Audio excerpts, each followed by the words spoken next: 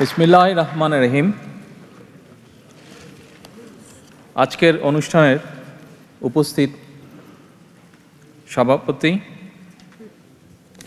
অনুষ্ঠানে উপস্থিত আমন্ত্রিত সুধীবৃন্দ, উপস্থিত সাংবাদিকবৃন্দ এবং আমার দলীয় নেতৃবৃন্দ, আসসালামু আলাইকুম। কেমন আছেন আপনারা?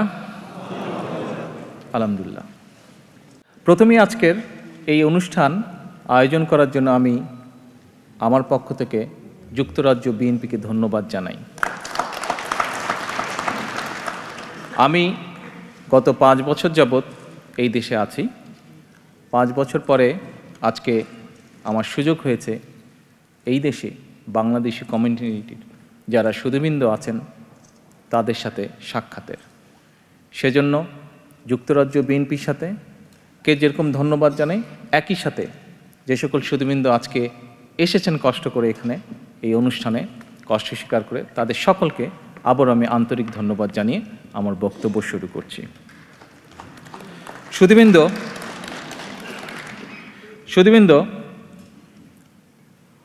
আজকে আপনারা সমাজে যে যে জায়গায় অবস্থান করছেন, আপনাদের এই অবস্থান প্রমাণ করে দেয় যে আপনাদের দীর্ঘ মেধা, পরিশ্রম এবং সততা যা সময়ের পরীক্ষায় উত্তীর্ণ।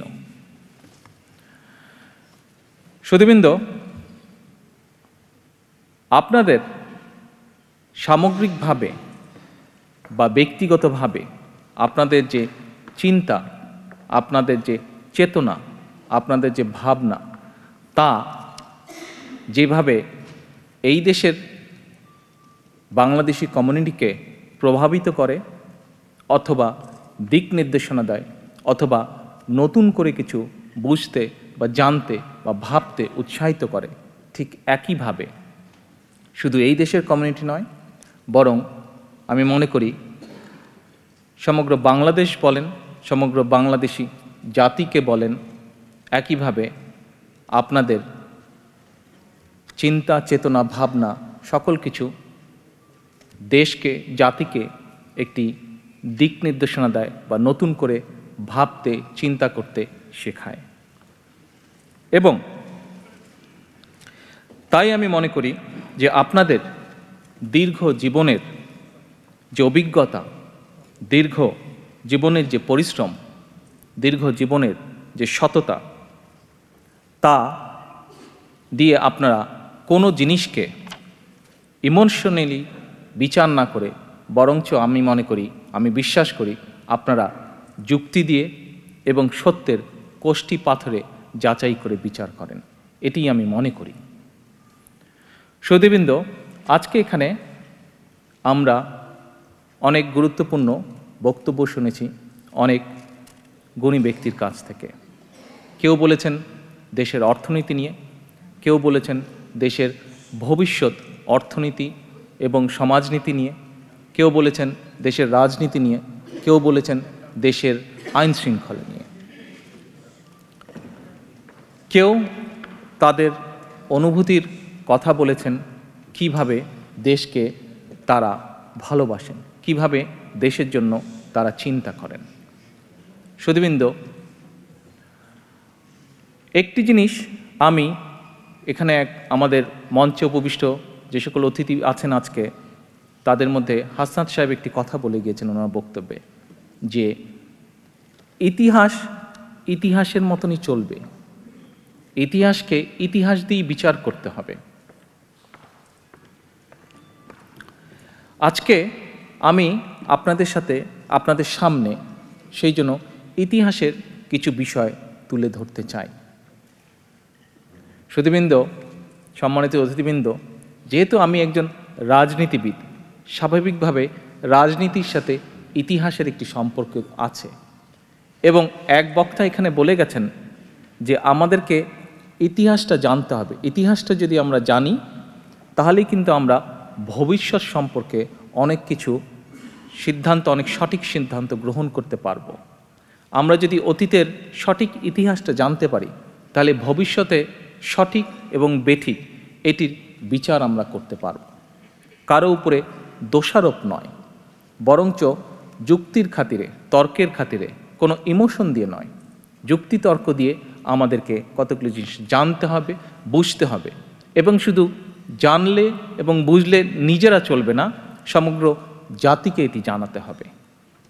সুধীবৃন্দ, আমরা আজকে আমাদের স্বাধীনতার 43 বছর পার করছি। 43 বছরে আমাদের দেশে একটি রাজনৈতিক গোষ্ঠী একটি অযথা বিতর্কের সৃষ্টি করে।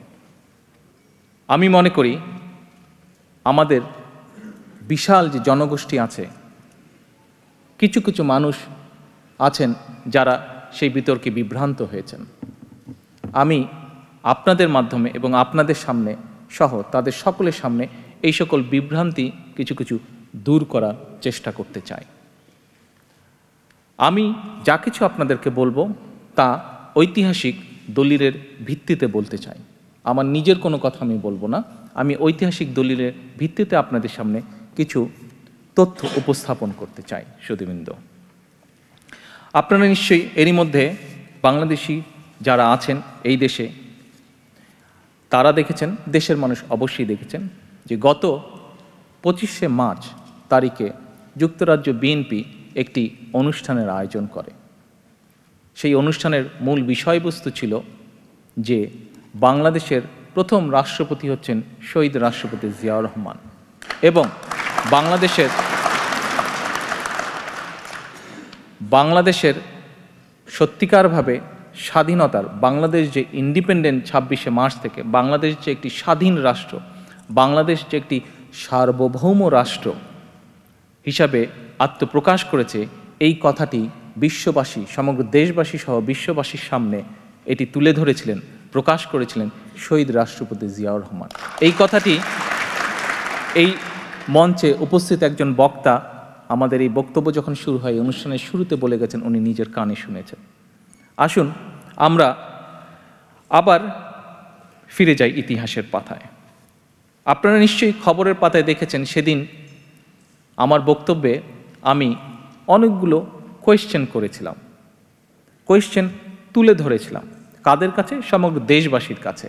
যে বর্তমানে শেখ হাসিনা বা আওয়ামী লীগ যা দাবি করছে তাই যদি হয়ে থাকে, তাহলে 8ই মার্চ শেখ মুজিবের 7ই মার্চের বক্তৃতার পরে 8ই মার্চ কেন সরকার, স্বাধীন সরকার, বাংলাদেশের সরকার গঠিত হয়নি? এরকম আরও অনেকগুলো প্রশ্ন ছিল। যদি 7ই মার্চে স্বাধীনতা ঘোষণা করে থাকে, তাহলে 17ই এপ্রিল কেন মুজিব সরকার গঠিত হলো? যদি চট্টগ্রাম প্রায় ঢাকা থেকে 200 মাইল দূরে শেখ মুজিব স্বাধীনতার ঘোষণা পাঠাতে সক্ষম হয়ে থাকে, তাহলে তার বাড়ি থেকে 6-7 মাইল দূরে তৎকালীন হোটেল ইন্টারকন্টিনেন্টাল, যেখানে প্রায় 100 খানেকের মতন বিদেশি সাংবাদিক বসেছিল দেশের তৎকালীন খবর কভার করার জন্য, দেশি বিদেশি প্রায় 100 খানেক সাংবাদিক, তাদের কাছে একটি ছোট্ট কাগজে লিখে কেন পাঠাতে পারেনি গ্রেফতার হওয়ার আগে যে সে দেশকে স্বাধীন করলো? আপনারা দেখেছেন আমার সেই বক্তব্য পত্রিকায় প্রকাশিত হওয়ার পরে শেখ হাসিনা বলেন এবং তার দলের অন্য নেতৃবৃন্দ বা যারা আছে প্রত্যেকে কোন ভাষায় কথা বলেছে, তারা কিন্তু কেউ একটি প্রশ্নের উত্তরও কিন্তু দেয়নি। কোনো প্রশ্নের উত্তর, যতগুলো প্রশ্ন করা হয়েছিল কোনো প্রশ্নের উত্তর কিন্তু তারা দেয়নি। বরং তারা কিভাবে কথা বলেছে? তারা বলেছে যে যারা যারা আমার এই কথাটির সাথে সাথে পত্রিকায় আমরা সবাই দেখেছি যে আমার দেশনেত্রী বেগম খালেদা জিয়া এই কথা বলেছেন, বিএনপির আরও নেতৃবৃন্দ এই কথা বলেছেন। বিএনপির বাইরে যারা আছেন, দল করেন না কিন্তু জাতীয়তাবাদী শক্তিকে, বাংলাদেশি জাতীয়তাবাদী শক্তিকে পছন্দ করেন, এ ধরনের বহু গুণী মানুষ এই কথাগুলি বলেছেন। আমরা কি দেখলাম? দেখলাম যে আওয়ামী লীগ কীভাবে রিয়্যাক্ট করলো এই কথার। তারা গণতন্ত্রের ভাষায় রিয়্যাক্ট করেনি। সুধীবৃন্দ, আপনারা এখানে বহু মানুষ আজকে উপস্থিত আছেন যারা এই দেশে বহু বছর যাবৎ আছেন। 10, 15, 20 তারও অধিক সময় ধরে, বছরের অধিক সময় ধরে এই দেশে বসবাস করছেন। এই দেশের গণতন্ত্রের সাথে আপনারা পরিচিত। কাজেই আপনাদের জন্য, আপনারা যদি শেখ হাসিনা এবং তার দলীয় নেতৃবৃন্দের সেই রিয়াক্টিভ বক্তব্যগুলো যদি দেখে থাকেন পত্রপত্রিকায়, আপনাদের জন্য যাচাই করতে মোটেও কষ্ট হবে না যে তারা গণতান্ত্রিক ভাষায় কথা বলেছে নাকি অগণতান্ত্রিক ভাষায় কথা বলেছে। এবং শুধু আপনাদের জন্যই নয়, আজকে বাংলাদেশের মানুষের কাছেও পরিষ্কার হয়ে গেছে যে তারা গণতান্ত্রিক ভাষায় কথা বলেনি। আমি তাদের কাছে কতগুলো প্রশ্নের উত্তর চেয়েছিলাম, তাদের একজন নেতৃবৃন্দ, একজন নেতা, একটা কর্মীও একটি প্রশ্নের উত্তর দিতে পারেনি।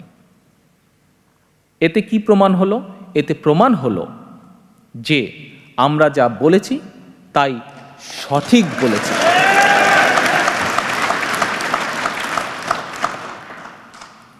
শ্রোতৃবৃন্দ, আওয়ামী লীগের ওয়েবসাইটে বলা হয়েছে যে শেখ মুজিবুর রহমানকে রাষ্ট্রপতি করে 10ই এপ্রিল মুজিবনগরে সরকার গঠন করা হয়েছে।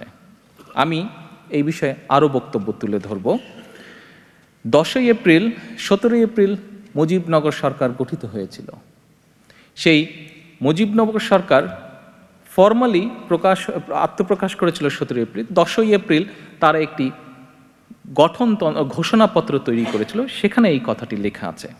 এখন এইটার রেফারেন্স ধরে যদি আমরা বলি, এটি কিন্তু আওয়ামী লীগের ওয়েবসাইটে আছে। 10ই এপ্রিল মুজিবনগর সরকার গঠন করা হয়েছে এবং শেখ মুজিবকে রাষ্ট্রপতি করা হয়েছে। ফাইন। তাহলে আপনারাই আবার বলছেন যে 7 তারিখে শেখ মুজিব স্বাধীনতা ঘোষণা করা হয়েছে। আবার আপনারাই বলছেন যে 26 তারিখে শেখ মুজিবের নির্দেশে তাদের কোন নেতৃবৃন্দ স্বাধীনতা ঘোষণা করেছে অথবা শেখ মুজিব করেছে। কিন্তু আপনারাই আবার বলছেন 10ই এপ্রিল। তাহলে 26 তারিখে 10ই এপ্রিল কি ছিল? 26 তারিখ থেকে 10ই এপ্রিল কি ছিল? তাহলে আসেন আমরা ইতিহাসের কিছু দলিলে দেখি। আমরা প্রথমেই শুরু করি, আমাদের এখানে আজকে উপস্থিত যে সকল সুধীবৃন্দ আছেন তার মধ্যে অধিকাংশই আমার বিশ্বাস সিলেট অঞ্চল থেকে আছেন, খুব সম্ভব অন্যান্য অঞ্চলেরও মানুষ আছেন, সিলেট অঞ্চলে আছেন। বাংলাদেশের প্রেক্ষাপটে আমরা জানি যে বাংলাদেশে যে এখন যে সরকার ব্যবস্থা, তাতে মোটামুটিভাবে ধরে নেওয়া হয় যে সরকার প্রধানের পরে মোস্ট ইম্পর্টেন্ট ব্যক্তি যে কে বলতে পারবেন? Finance minister. ইয়াস।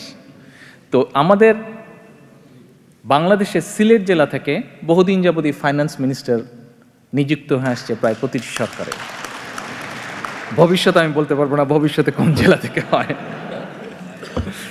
তো এখন বর্তমানেও এই অবৈধ সরকার, শেখ হাসিনার অবৈধ সরকারের একজন অবৈধভাবে নির্বাচিত একজন ফাইন্যান্স মিনিস্টার আছে। সরি, ওয়েল,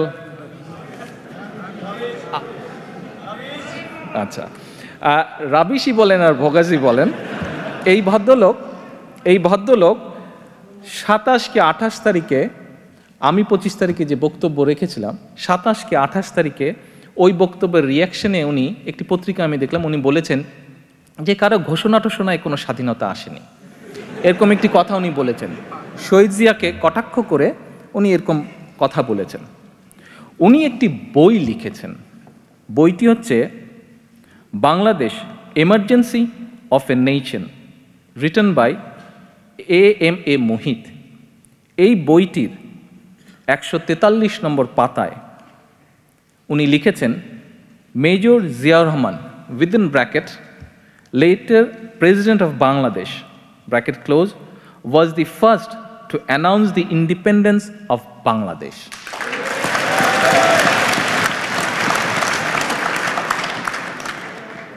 একই বইয়ের 227 নম্বর পেজে এই ভদ্রলোক আরেকটি লাইন লিখেছেন, The next evening, Major Zia announced the formitica of a provincial government under his and solicited the support of the world in the liberation of Bangladesh. সুধীবৃন্দ, তাহলে কি বর্তমানে অবৈধভাবে নির্বাচিত আওয়ামী লীগ সরকারের অবৈধ অর্থমন্ত্রী কি স্বীকার করে নিলেন না বাংলাদেশের প্রথম রাষ্ট্রপতি কে ছিলেন এবং কে স্বাধীনতার ঘোষণা করেছেন? আওয়ামী লীগেরই আরেকজন এমপি, তারও একটি লেখা বই আছে। সে শুধু আওয়ামী লীগের এমপি ছিল না, পরবর্তীতে একসময় দেশ স্বাধীনের পরে শেখ মুজিব যখন সরকার পরিচালনা করেন, সেই সময় সেই ভদ্রলোককে শেখ মুজিব সেনাবাহিনীর প্রধান নিযুক্ত করেছিলেন এবং পরবর্তীকালে শেখ হাসিনা নমিনেশন দিয়ে তাকে এমপিও নির্বাচিত করিয়ে এনেছিলেন। এই ভদ্রলোকের নাম হচ্ছে retired major general K M Shafiullah. উনি একটি বই লিখেছেন। উনিও একজন মুক্তিযোদ্ধা, প্রত্যক্ষভাবে উনি মুক্তিযুদ্ধে অংশগ্রহণ করেছেন। আওয়ামী লীগের রাজনীতিতে হয়তো উনি বিশ্বাস করেন, তবে উনি একজন মুক্তিযোদ্ধা। তো স্বাভাবিক, আওয়ামী লীগের রাজনীতিতে যেহেতু উনি বিশ্বাস করেন, স্বাভাবিকভাবেই উনি যেটাই বলবেন কিছুটা আওয়ামী লীগের রাজনীতি রক্ষা করেই বলার চেষ্টা করবেন। তারপরেও সত্যকে উনিও ঢাকতে পারেননি, কিছুটা হলে ওনার বিবেকে লেগেছে। তো উনার বাংলাদেশ অ্যাট ওয়ার যে বইটি উনি লিখেছেন, সেই বইয়ের 44 নম্বর পেজ, জিয়াজ ডিক্লারেশন, একটি প্যারাই আছে। তো আমরা তার কিছু অংশ আমি আপনাদেরকে পড়ে শোনাচ্ছি। 17 wings of East Pakistan Rifles from Kaptai on their way to join Rafiq in the city was intercepted by Zia at 1800 hours on March 26.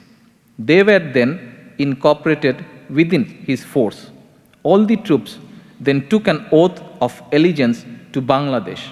The oath was administered by Zia at 1600 hours on March 26. Thereafter, he distributed 350 soldiers of East Bengal Regiment and about 200 troops of East Pakistan Rifles to various task forces under command of an officer each. These task forces were meant for the city. The whole city of Chittagong was divided into various sectors, and each sector was given to a task force. After having made these arrangements, Zia made his first announcement on the radio on March 26.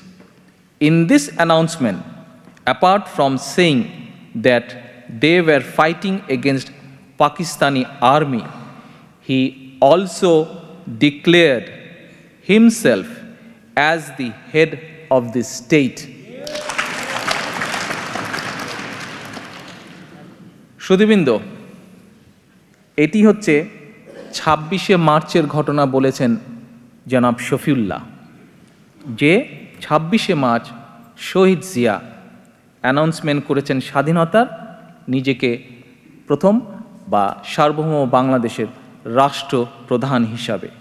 Awami লীগের ওয়েবসাইটে 10ই April ঘোষণাপত্রে উল্লেখ করা হয়েছে যে ধরে নেওয়া হলো 26শে March থেকে শেখ মুজিব রাষ্ট্রপ্রধান। ধরে নেওয়া এবং বাস্তবতা, সুধীবৃন্দ, আপনাদেরকে বিটুইন দি লাইন্স বলার নিশ্চয়ই কোনো প্রয়োজন নেই। আমি আপনাদেরকে আরেকটি রেফারেন্স, আমার বক্তব্য হয়তো ঠিক রাজনীতিবিদদের মতন মনে হচ্ছে, হয়তো স্কুল টিচারদের মতন মনে হচ্ছে, বোরিং লাগতে পারে হয়তো, আমি তার জন্য ক্ষমা চেয়ে নিচ্ছি। বাট সত্য যে অনেক মুরব্বী বলে থাকেন, আমাদের দেশেও একটি কথা আছে যে সত্য একটু কড়া লাগে শুনতে, তো সত্য শুনতেও একটু সময় লাগে, একটু ধৈর্য লাগে। বর্তমানে বাংলাদেশে যে অবৈধ সরকার আছে, তাদের সাথে আমাদের প্রতিবেশী একটি রাষ্ট্রের খুবই গাঢ় সম্পর্ক, সেটা কূটনীতিক বলেন, রাজনীতিক বলেন, নেম এনিথিং, তাদের সাথে সম্পর্ক খুব গাঢ়। তো সেই ভারত সরকারের একটি ওয়েবসাইট আছে, অফিসিয়াল ওয়েবসাইট, তার নাম হচ্ছে ভারত রক্ষক, www.bharat-rakhok.com। এই ভারত রক্ষকের 93 নম্বর পাতা, পেজ নম্বর 93, এখানে কি লেখা আছে আমরা একটু দেখি। আমি আপনাদেরকে এমন কোনো কোটেশন দিচ্ছি না যাতে প্রতিপক্ষ বলে আরে ওই ভদ্রলোক তো আপনাদের রাজনীতিতে বিশ্বাস করে, আমি সেইখানে যাচ্ছি না। আমি এমন জায়গা থেকে আপনাদেরকে সত্যগুলো তুলে ধরা কোটেশন দিচ্ছি যাদের সাথে আওয়ামী লীগের রাজনীতির সম্পর্ক অথবা তাদের সাথে আওয়ামী লীগের সম্পর্ক খুব ভালো। আসুন আমরা দেখি ভারত সরকারের ওয়েবসাইট ভারত রক্ষকের 93 নম্বর পাতায় কি লিখিত আছে। The beginning of the history of an independent and sovereign Bangladesh was made when Major Zia Rahman, an officer of the 8th Battalion of EBR at Chittagong on 26 March, shortly after the military crackdown, made an electrifying broadcast on Shadhin Bangla Betar Kendro, announcing the establishment of an independent Bangladesh. He said, I, Major Zia, hereby declare that Independent People's Republic of Bangladesh has been established. I have taken the command as the temporary head of Republic. সুধীবৃন্দ, 25 তারিখের বক্তব্যের পরে আওয়ামী লীগ অনেক নেতৃবৃন্দ বলেছিল যে কোথায় শহীদ জিয়া তো কখনো ডিমান্ড করেননি বা নিজে কখনো বলেননি। আপনারা নিশ্চয়ই এই নিউজটা দেখেছেন, তাদের বক্তব্য পড়েছেন। ভারত রক্ষক এই ওয়েবসাইটে প্রমাণ হয়ে গেল শহীদ জিয়া নিজে সেদিনই বলেছিলেন যেদিন ঘোষণা দিয়েছিলেন।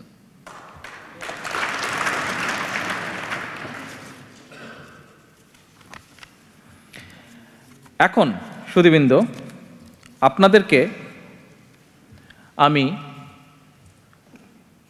একটি বিষয় বলতে চাই। কি সেই বিষয়টি? বিষয়টি হচ্ছে যে শেখ হাসিনা ওই দিন তার রিয়াকশনে বলেছিলেন যে 400 টাকার মেজর কোনো স্বাধীনতার ঘোষণা করেনি।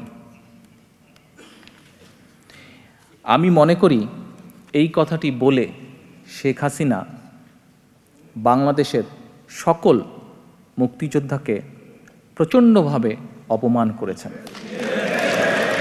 আমরা তখন হয়তো ছোট ছিলাম, আমরা বইয়ের পাতায় পড়েছি, ইতিহাসের পাতায় পড়েছি, কিন্তু যারা সেদিন সচক্ষে দেখেছেন যুদ্ধ, যারা যে সেদিন প্রত্যক্ষভাবে যুদ্ধে অংশগ্রহণ করেছেন, তারা সেদিন দেখেছেন সেই 400 টাকার মেজর, 200 টাকার ক্যাপ্টেন, 100 টাকার সিপাই, 50 টাকার ক্ষেত খামারের মজুর বা কামলা, তারাই সেদিন একবেলা খেয়ে আধাবেলা খেয়ে লুঙ্গি পরে সেদিন অস্ত্র হাতে যুদ্ধ করেছিল।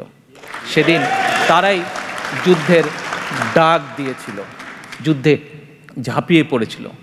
বাংলাদেশের তৎকালীন 7.5 কোটি মানুষ যাদেরকে দায়িত্ব দিয়েছিল, তারা সেদিন নিরাপদে কলকাতায় গিয়ে আশ্রয় নিয়েছিল। বাংলাদেশের সেদিনকার 7.5 কোটি মানুষ দায়িত্ব দিয়েছিল আলফা ইন্স্যুরেন্স কোম্পানির ইন্স্যুরেন্সের ব্রোকার শেখ মুজিবুর রহমানকে বাংলাদেশের স্বাধীনতা ঘোষণা করার জন্য, স্বাধীন বাংলাদেশের দায়িত্ব নেওয়ার জন্য। কিন্তু সেটি বুঝতে বা করতে শেখ মুজিব ব্যর্থ হয়েছিলেন। শেখ মুজিব কিভাবে ব্যর্থ হয়েছিলেন সুধীবৃন্দ, আসুন আমরা তার নিজের মুখে আমরা শুনি যে শেখ মুজিব, আমি ওই দিন একটি কথা বলেছিলাম যে শেখ মুজিব স্বাধীনতার ঘোষণা দেয়নি, কোনোদিনই শেখ মুজিব বাংলাদেশের স্বাধীনতার ঘোষণা দেয়নি। আজকে আমি আবারও কথাটি বলছি এবং এটার সাথে আমি যোগ করতে চাচ্ছি যে শেখ মুজিব কোনোদিন বাংলাদেশের ঘোষণা দিবে এমন কথা শেখ মুজিব নিজে কোনোদিন চিন্তাও করে নাই। কারণ সেদিন আমি বলেছিলাম যে শেখ মুজিব যদি স্বাধীনতার ঘোষণাই করত, তাহলে কেন সে ইয়াহিয়া খানের সাথে ইন্টারকনে পরপর 5 দিন মিটিং করলো, কারণ স্বাধীন দেশের একজন নেতার অন্য একটি দেশের নেতার সাথে এভাবে দর কষাকষি করার কোনো যৌক্তিক কারণ থাকতে পারে না। কাজেই আজকে আসুন আমরা দেখি শেখ মুজিব নিজেই কিভাবে চায়নি বাংলাদেশের স্বাধীনতা, অর্থাৎ সে কোনোদিন বাংলাদেশের স্বাধীনতা বলতেই চায়নি। আপনারা যদি স্ক্রিনের দিকে একটু দেখেন এবং ভালো করে nobody can stop it. Autonomy of East Pakistan. Nobody can stop it. Autonomy? Oh, definitely. I want to live like a free citizen of a free country. You mean independence? That I don't mean. You mean independence? That I don't mean. You mean independence? That I don't mean. Thank you sir. সুধীবৃন্দ, আপনারা কি আরেকবার দেখতে চান? Are you sure to win this cause? Oh, nobody can stop it. Autonomy of East Pakistan. Nobody can stop it. Autonomy? Oh, definitely. I want to live like a free citizen of a free country. You mean independence? That I don't mean. You mean independence? That I don't mean. You mean independence? That I don't mean. সুধীবৃন্দ, এই যে ছোট্ট সংক্ষিপ্ত ভিডিওটি, এটি French TV এই সাক্ষাৎকারটি নিয়েছিল শেখ মুজিবের। এটি শেখ মুজিব যখন 25শে মার্চ রাত্রে গ্রেফতার হলো পাকিস্তানিদের হাতে, তখন 26শে মার্চ 1971 সালে তারা এটি প্রকাশ করে এই ভিডিওটি। এই ভিডিওটাতে আমরা কি দেখলাম? শেখ মুজিবের নিজের ভাষায়, নিজের গলায়, oh autonomy, nobody can stop my autonomy. তার মানে all his life he fought for autonomy. যেই 6 দফা সে বলেছিল, সেই 6 দফার কথা সেই বলল যে তার 6 দফা কেউ বন্ধ করতে পারবে না। আপনারা নিজের কানেই শুনলেন যে সাংবাদিক তাকে জিজ্ঞেস করছে, সে বলছে আমি একটি স্বাধীন মানুষের মতন বাঁচতে চাই। সাংবাদিক তাকে জিজ্ঞেস করছে তাহলে কি তুমি ইন্ডিপেন্ডেন্স বলছো? সে কি উত্তর দিল? দ্যাট আই ডোন্ট মিন।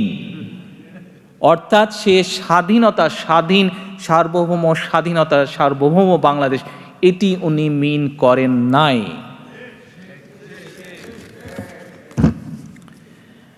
আসুন এরপরে আমি আপনাদের কাছে আরেকটি একটি বই থেকে কিছু কথোপকথন আপনাদেরকে আমি পড়ে শোনাতে চাই। বইটির নাম হচ্ছে মুক্তিযুদ্ধের পূর্বাপর। এই বইটি কিছুদিন আগে প্রথমা প্রকাশনা, এটা বোধহয় প্রথম আলোর কিছু একটা হবে, তারা এটি পাবলিশ করেছে। বইটি 2013 সালে, আমার কাছে যেই সংখ্যাটি আছে এটি প্রকাশিত হয়েছে 2013 সালে, বোধহয় রিপ্রিন্ট হয়েছে 2011 বা 12তে তারা প্রথম এটি প্রিন্ট করে। আচ্ছা, এই বইতে 3 জন মানুষের টোটাল কথোপকথন আছে। আচ্ছা, এই 3 জন মানুষ কে কে, তাদের খুব সংক্ষিপ্ত একটা পরিচয় আগে আপনাদের কাছে আমি উপস্থাপন করি, তাহলে আপনাদের জন্য বুঝতে এবং আপনাদেরকে আমার জন্য বোঝাতে খুব ইজি হবে। বইটিতে কথোপকথন করেছেন 3 জন ব্যক্তি, মানে আপনারা যেরকম টেবিলে বসে আছেন, সব রাউন্ড টেবিলে বসে আছেন, 3 জন ব্যক্তি হয়তো এরকম বসেছেন একটা টেবিলে বসে। 3 জনই মুক্তিযুদ্ধের সময় প্রত্যক্ষভাবে কোনো না কোনোভাবে মুক্তিযুদ্ধের সময় জড়িত ছিলেন 1971 সালে। তো এক একজন এক এক সময় কথা বলেছেন এবং সেই কথোপকথন নিয়ে এই বইটি রচিত হয়েছে। কোন সেই 3 ব্যক্তি? একজন হচ্ছেন A.K. খন্দকার। A.K. খন্দকার হচ্ছে শেখ হাসিনার ক্যাবিনেটে সে মিনিস্টার ছিল, প্ল্যানিং মিনিস্টার, এবং একই সাথে এমপিও ছিল। শুধু তাই নয়, A.K. খন্দকার হচ্ছেন শেখ মুজিব যখন সরকার পরিচালনা করেছিলেন দেশ স্বাধীনের পরে, তারপরে উনি ছিলেন প্রথম এয়ার চিফ ছিলেন, বাংলাদেশের প্রথম বিমান বাহিনীর প্রধান ছিলেন। আচ্ছা, এরপরে আরেক ব্যক্তি আছেন, তিনি হচ্ছেন জনাব মাইদুল হাসান। জনাব মাইদুল হাসান মুক্তিযুদ্ধ ভিত্তিক বই মূলধারা 71-এর লেখক ছিলেন। তিনি জনাব তাজউদ্দিন আহমেদের মুজিবনগরের যে বাংলাদেশের প্রধানমন্ত্রী ছিল তার একান্ত সচিব ছিলেন এবং নিত্য সহচর ছিলেন। অবশ্যই তাজউদ্দিন আহমেদ এমন ব্যক্তিকেই তার প্রাইভেট সেক্রেটারি বানাবেন বা তার সাথে থাকবেন যে আওয়ামী লীগের রাজনীতিতে বিশ্বাস করে, তাই নয় কি? আচ্ছা, ডেফিনেটলি এ কে খন্দকার, যার কথা বললাম, প্রথমে এয়ার চিফ থাকলেও ডেফিনেটলি তার নিশ্চয়ই রাজনৈতিক বিশ্বাস আওয়ামী লীগের আদর্শে, নাহলে তো আর হাসিনা তাকে মন্ত্রীও বানায় না, এমপি নমিনেশনে দেয় না। আর আরেক ভদ্রলোক ছিলেন এসআর মির্জা, উনি পাকিস্তান এয়ারফোর্সে কর্মরত ছিলেন, retired x wing commander Mirza SR Mirza. উনিও মুজিবনগর সরকারের সময় পরিচালক ছিলেন মুক্তিযুদ্ধকালীন ইনফরমেশন অ্যান্ড পাবলিসিটি ডিপার্টমেন্টের দায়িত্বে উনি ছিলেন। ডেফিনেটলি সেও যদি একটু আওয়ামী লীগ ঘরানার লোক না হয়ে থাকে, তাকে তো আর মুজিবনগরে তারা কাজ দেবে না। আচ্ছা, এখন জনাব মাইদুল হাসান সাহেব, উনি বইটির এক জায়গায় বলছেন, বইটির 27 নম্বর পেজে উনি এক জায়গায় বলছেন, আমি পড়ে যাচ্ছি সুধীবৃন্দ, আপনারা যদি একটু ধৈর্য সহকারে শোনেন। 25শে মার্চ সন্ধ্যাবেলা প্রেসিডেন্ট ইয়াইয়া খান যখন চলে যান এদেশ থেকে, তখন একটা চরম সংকটপূর্ণ অবস্থার মতন হয়। সবাই ভাবতে থাকেন, তাহলে এখন করণীয় কি? এই সময় তাজউদ্দিন আহমেদ সহ আরও কিছু নেতা ধানমন্ডির 32 নম্বর বাড়িতে, অর্থাৎ শেখ মুজিবের বাড়িতে সমবেত ছিলেন। সেখানে এক ফাঁকে তাজউদ্দিন আহমেদ একটি টেপ রেকর্ডার এবং একটা ছোট্ট খসড়া ঘোষণা শেখ সাহেবকে দিয়ে সেটা তাকে পড়তে বলেন। এ ঘটনা তাজউদ্দিন আহমেদের কাছ থেকে আমার শোনা। মুক্তিযুদ্ধের পরপরই আমি যখন মুক্তিযুদ্ধ বিষয় তথ্য সংগ্রহ করছি, তখন তাজউদ্দিন আহমেদকে এ ব্যাপারে আমি জিজ্ঞাসা করেছিলাম। ঘোষণাটা তাজউদ্দিন আহমেদের নিজের লেখা ছিল। লেখাটা ছিল এমন: পাকিস্তানি সেনারা আমাদের আক্রমণ করেছে অতর্কিতভাবে, তারা সর্বত্র দমননীতি শুরু করেছে। এ অবস্থায় আমাদের দেশের স্বাধীনতা সংগ্রামকে সবাইকে ঝাঁপিয়ে পড়তে হবে, এবং আমি বাংলাদেশের স্বাধীনতা ঘোষণা করলাম নির্বাচিত রাষ্ট্রপতি হিসাবে। এই খসড়া ঘোষণাটা শেখ মুজিবুর রহমানকে দেওয়ার পরে সেটা তিনি পড়লেন, কিন্তু তিনি এ বিষয়ে কিছু বললেন না, নিরুত্তর রইলেন, অনেকটা এড়িয়ে গেলেন। এগুলা কিন্তু সব তাজউদ্দিনের ভাষায় এখানে বলা হয়েছে। তাজউদ্দিন আহমেদের ভাষ্য অনুযায়ী তিনি যখন তাকে বললেন, মুজিব ভাই, এটা আপনাকে বলে যেতেই হবে, কেননা কালকে কি হবে, আমাদের সবাইকে যদি গ্রেফতার করে নিয়ে যায় তাহলে কেউ জানবে না কি তাদের করতে হবে। এই ঘোষণা কোনো না কোনো জায়গা থেকে কপি করে আমরা জানাবো, যদি বেতার মারফত কিছু করা যায় তাহলে সেটাই করা হবে। শেখ সাহেব তখন উত্তর দিয়েছিলেন, সুধীবৃন্দ, আপনারা মনোযোগ দিয়ে আমার কথা শুনছেন আমি জানি, কিন্তু এই কথাটায় আপনাদের আরেকটু মনোযোগ দেওয়ার জন্য আমি বিশেষভাবে অনুরোধ করব। শেখ সাহেব তখন উত্তর দিয়েছিলেন, এটা আমার বিরুদ্ধে একটি দলিল হয়ে থাকবে, এর জন্য পাকিস্তানিরা আমাকে দেশদ্রোহের জন্য বিচার করতে পারবে। এই কথার পিঠে তাজউদ্দিন অত্যন্ত ক্ষুব্ধ হয়ে সঙ্গে সঙ্গে রাত সম্ভবত 9টার পর 32 নম্বর ছেড়ে চলে যান। সুধীবৃন্দ, তাজউদ্দিনের আহমেদের এই কথাটি অথবা মাইদুল হোসেন যা বলেছেন এই বইয়ে তাজউদ্দিন আহমেদকে কোট করে, এবং আপনারা একটু আগে ভিডিওতে যা দেখলেন, তার সাথে কি আমরা সামঞ্জস্য পাচ্ছি? আমরা যদি তার সাথে সামঞ্জস্য সুধীবৃন্দ পেয়েই থাকি, তাহলে এবং অন্য যেই বিষয়গুলো আপনাদের সামনে আমি তুলে ধরলাম স্বাধীনতার ঘোষণা প্রসঙ্গে, তাহলে কি আজকে এই কটি কথা থেকেই পরিষ্কার হয়ে দাঁড়ায় যে it is not Sheikh Mujibur Rahman but শহীদ রাষ্ট্রপতি জিয়াউর রহমান, যিনি বাংলাদেশের সত্যিকার অর্থে, ঘোষক অর্থে নয় কিন্তু স্বাধীনতা ডিক্লারেশন অর্থে আনুষ্ঠানিক স্বাধীনভাবে বাংলাদেশকে ঘোষণা করার দায়িত্ব কাঁধে নিয়ে যিনি ঘোষণা করেছিলেন, যিনি সেদিন 7 কোটি বাংলাদেশের মানুষের সত্যিকার মনোভাব বুঝতে পেরেছিলেন, সেটি হচ্ছে শহীদ রাষ্ট্রপতি জিয়াউর রহমান, নট শেখ মুজিবুর রহমান।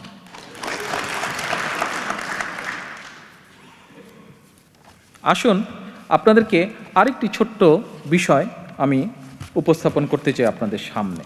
সেটি হচ্ছে কি, বক্তব্যের শুরুতেই যেটি আমি বলেছিলাম একটি কথা, যে আওয়ামী লীগের ওয়েবসাইট দিয়ে 10ই এপ্রিল কোট করে তারা ওয়েবসাইটে যেটি বলেছে, কি ছিল এই কথাটা? আমরা যদি ঠিক ঘোষণাপত্র অনুযায়ী কথাটা আমরা পড়ি তাহলে কি ছিল আসেন দেখি। সেখানে লেখা ছিল অনেকগুলো লেখা, ঘোষণাপত্র তো বড় হবে, অনেকগুলো লেখা। আমি এক্স্যাক্ট একটা জায়গার মধ্যে প্রিসাইসলি আমি একটা জায়গার মধ্যে চলে আসছি। কি সেটি? এত দ্বারা দৃঢ়ভাবে ঘোষণা ও সিদ্ধান্ত করিতেছি যে সংবিধান, এটি কিন্তু 10 এপ্রিল, তখনও বাংলাদেশ স্বাধীন হয়নি, যুদ্ধ শুরু হয়ে গেছে। মুজিবনগর যে সরকার তারা এই খসড়াটি রেডি করেছে, তখনও একটি খসড়া, এটি একটি স্বাধীনতার ঘোষণাপত্র, বাংলাদেশের সংবিধান তখনও রচিত হয়নি। সেজন্য তারা এইভাবে কথাগুলো বলছে, এত দ্বারা দৃঢ়ভাবে ঘোষণা ও সিদ্ধান্ত করিতেছি যে সংবিধান প্রণীত না হওয়া পর্যন্ত শেখ মুজিবুর রহমান প্রজাতন্ত্রের রাষ্ট্রপতি থাকিবেন এবং সৈয়দ নজরুল ইসলাম প্রজাতন্ত্রের উপরাষ্ট্রপতি থাকিবেন। আপনারা যদি খেয়াল করে থাকেন কি বলেছে? সংবিধান রচিত না হওয়া পর্যন্ত। আচ্ছা, এটি হচ্ছে 10ই এপ্রিল 1971 সাল। শেখ মুজিবুর রহমান 16 ডিসেম্বর দেশ স্বাধীন হলো। শেখ মুজিবুর রহমান 1972 সালের 10ই জানুয়ারি বাংলাদেশে আসলেন। 12ই জানুয়ারি উনি সরকারের একটি পদ গ্রহণ করলেন। আপনাদের কি মনে আছে উনি কি পদ গ্রহণ করেছিলেন? জি, আচ্ছা, এখন আমরা যদি এই ঘোষণাটা বা এই খসড়াটা, যেটি মুজিবনগর সরকারই খসড়াটি তৈরি করেছিল, ওখানে কি আছে? সংবিধান প্রণীত না হওয়া পর্যন্ত Sheikh Mujib president, Tajuddin vice president, sorry Syed Nazrul Islam vice president থাকিবেন বলা আছে। Sheikh Mujib president, Syed Nazrul Islam vice president থাকবেন সংবিধান গঠিত না হওয়া পর্যন্ত। শেখ মুজিব আসলেন 10 তারিখে, 12 তারিখে প্রধানমন্ত্রী হয়ে গেলেন। দেশে কোনো সংবিধান নেই। সুধীবৃন্দ, আমরা কি বলতে পারি না শেখ মুজিব স্বাধীনতার ঘোষণা দেননি? শেখ মুজিব প্রমাণের ভিত্তিতে, শেখ মুজিব স্বাধীনতা ঘোষণা বলতে গেলে হয়তো চানইনি। আমরা কি এখন এটাও বলতে পারি না যে শেখ মুজিব যে এসে প্রধানমন্ত্রী হয়ে গেলেন উনি একজন অবৈধ প্রধানমন্ত্রী ছিলেন? 72 সালে শেখ মুজিব এসে যখন প্রধানমন্ত্রী হয়ে গেলেন, আজকে তার কন্যা যেভাবে অবৈধভাবে নির্বাচিত, শেখ মুজিবও সেদিন অবৈধভাবে জোর করে প্রধানমন্ত্রী হয়ে গেলেন, যেভাবে আজকে শেখ হাসিনা জোর করে দেশের প্রধানমন্ত্রী হয়ে আছে। এরপরে আরেকটি কথা বলতে চাই আমি আপনাদের সামনে। শেখ মুজিবনগরের খসড়ার ঘোষণা এবং বাংলাদেশের সংবিধানের প্রেক্ষাপটে বিচার করলে অবৈধ হয়ে যায় সে। আরও কিভাবে অবৈধ হয় দেখুন। আমার হাতে একটি ফটোকপি আছে। এই ফটোকপিটি হচ্ছে বাংলাদেশে একটি সাপ্তাহিক ম্যাগাজিন আছে, ম্যাগাজিনটার নামই হচ্ছে সাপ্তাহিক। ম্যাগাজিনটার নামই হচ্ছে সাপ্তাহিক। এই সাপ্তাহিক ম্যাগাজিনের একটি সংখ্যাটি হচ্ছে 28শে অক্টোবর 2010। 28শে অক্টোবর 2010। এখানে ডক্টর কামাল হোসেন, যেই কামাল হোসেন শেখ মুজিবের সাথে ওই কয় মাস পাকিস্তানের জেলে বন্দী ছিলেন। এই কামাল হোসেন শেখ সাহেব ফিরে আসার সময় একই ফ্লাইটে বাংলাদেশে শেখ সাহেবের সাথে গিয়েছিলেন। এই কামাল হোসেন পরবর্তীতে ফরেন মিনিস্টারও ছিল। এই কামাল হোসেনের নিজের মুখের সাক্ষাৎকার। কি সেই সাক্ষাৎকারটা? দেশে ফেরার জন্য উনি বলছেন, ডক্টর কামাল হোসেন এক সাক্ষাৎকারে জানিয়েছেন, সাপ্তাহিক 2010-এর 28শে অক্টোবর, ডক্টর কামাল হোসেন এক সাক্ষাৎকারে জানিয়েছেন, দেশে ফেরার জন্য মুজিব ও কামাল হোসেন পাকিস্তানি পাসপোর্ট তৈরি করেছিলেন 1972 সালের জানুয়ারি মাসে।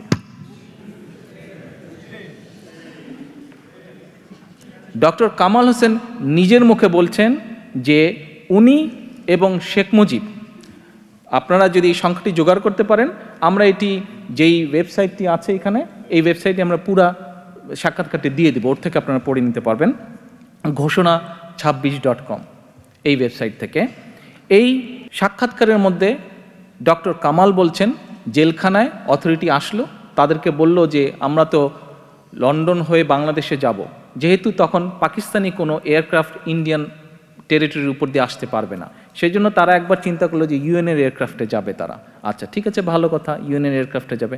তারপরে বোধহয় ডিসিশন চেঞ্জ করলো, কিন্তু এখন কোন ডকুমেন্ট নিয়ে যাবে আমি বুঝলাম না। একজন ব্যক্তি যার নামে এত বছর বলা হলো যে স্বাধীনতার ঘোষণা করেছে, সে যে ছোটবেলা থেকে বলে স্বাধীন বাংলাদেশের স্বপ্ন দেখত, সেই ব্যক্তি ইউএনের এয়ারক্রাফটে বাংলাদেশ আসার কথা চিন্তা করতে পারলো, কিন্তু ইউএনের ট্রাভেল ডকুমেন্ট না নিয়ে সে পাকিস্তানি ডকুমেন্ট নিয়ে বাংলাদেশে আসলো। সে স্বাধীন বাংলাদেশে আসলো পাকিস্তানি ডকুমেন্ট নিয়ে। সে স্বাধীন বাংলাদেশে এসে অবৈধভাবে স্বাধীন বাংলাদেশের প্রধানমন্ত্রী হলো পাকিস্তানের নাগরিক রূপে। শ্রুতিবৃন্দ, এই সবগুলো তথ্য আমি আপনাদের সামনে উপস্থাপন করলাম। আমার বক্তব্য কি আমি কিছু বলছি না, বিচারের ভার, বিচারের দায়িত্ব আপনারা সহ সমগ্র বাংলাদেশের মানুষের উপরে। আমি শুধু তথ্যগুলো আপনাদের সামনে উপস্থাপন করলাম। এখন নেতৃবৃন্দ, আমরা শেখ হাসিনার কণ্ঠে প্রায় বিভিন্ন বক্তব্যটায় শুনে থাকি যে বাংলাদেশ জাতীয়তাবাদী দল বিএনপি অথবা শহীদ রাষ্ট্রপতি জিয়াউর রহমান অথবা দেশনেত্রী বেগম খালেদা জিয়া, আমরা আমাদের দলের প্রধান দুই নেতা নেত্রী ওনারা বলে, এবং আমাদের দল আমরা বলে রাজাকারকে প্রতিষ্ঠিত করেছি, আমরা বলে রাজাকারের গাড়িতে পতাকা দিয়েছি তাদেরকে মন্ত্রী বানিয়ে। এরকম অভিযুক্ত তারা করে থাকে শেখ হাসিনা করে, তার সাথে তার দলের অন্য নেতৃবৃন্দ করে। মৌলানা নুরুল ইসলাম নামে এক ব্যক্তি আওয়ামী লীগের নমিনেশন পেয়ে 1996 সালের নির্বাচনে জয়ী হয় জামালপুর থেকে। জামালপুর থেকে মৌলানা নুরুল ইসলাম, মৌলানা নুরুল ইসলাম 1971 সালে জামালপুর সরিষাবাড়ি এলাকার রাজাকার কমান্ডার ছিলেন তিনি। শেখ হাসিনা কিন্তু তাকে শুধু নমিনেশনই দেয়নি, নমিনেশন পাওয়ার পরে সে নির্বাচিত হলো এবং তাকে ধর্ম প্রতিমন্ত্রী শেখ হাসিনা বানিয়েছিল। আচ্ছা আসেন, তার নেতৃত্বে রাজাকাররা ওই এলাকায় মুক্তিযুদ্ধ বিরোধী সকল কর্মকাণ্ড পরিচালনা করত। এই যে নুরুল ইসলামের নেতৃত্বে দৃশ্যপট 71 একটি বই আছে, 21 শতকের রাজনীতি ও আওয়ামী লীগ গ্রন্থ। এই বইয়ের 45 নম্বর পৃষ্ঠায় যদি আপনারা যান, এই রাজাকার সম্পর্কে সকল তথ্য আপনারা পাবেন। বাংলাদেশের ইতিহাসে আওয়ামী লীগই প্রথম যারা একজন তালিকাভুক্ত, শেখ মুজিবের সময় যে রাজাকারদের তালিকা করা হয়েছিল এবং যেই কজনের বিচার হয়েছিল, এই নুরুল ইসলাম হচ্ছে ওয়াজ ওয়ান অফ দেম, যার বিরুদ্ধে সত্যিকারভাবে রাজাকার আইনে সত্যিকারভাবে রাজাকার হিসাবে মানে অফিসিয়ালি যার বিরুদ্ধে এলিগেশনস আছে, কেসেস আছে এবং বিচার হয়েছিল। যতটুকু মানে 18 মাস সে বোধহয় জেলেও ছিল। আচ্ছা, শেখ হাসিনার বাপ যাকে রাজাকার বলল, শেখ হাসিনার বাপ যাকে শেখ মুজিবুর রহমান যাকে রাজাকারের আইনে বিচার করলো, 18 মাস জেল খাটলো, তাকে শেখ হাসিনা মন্ত্রী করলো, তাকে শেখ হাসিনা এমপি বানালো।